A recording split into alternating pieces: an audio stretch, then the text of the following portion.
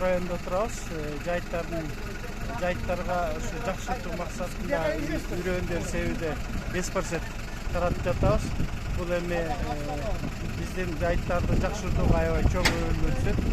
Себеби малдын көптүгүнө байланыштуу жайыт чөптөрдүн урогун түшүрбөй, ушундай бир мамлекетибиздин демилгеси менен, Айыл чарба министрлигинин демилгеси менен ушундай жакшы иштер болуп атат. Бул жалпы область боюнча 16 тонна 30 килограмм үрөө таратылды. Жалпысы 1603 гектарга себилет. Буюрса жакшы натыйжасын берет деген. Чокорго канча кетет ошондо? Чокорго 340 килограмм бөлүнгөн. Азыр жумгалга 7 тонна 240 килограмм алышат.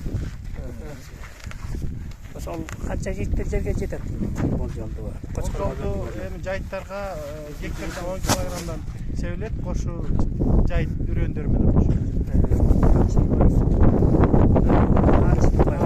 Мен жайыт жана астык мал чарба департаментинин регионалдык адисти Өмүрбек Бурматов.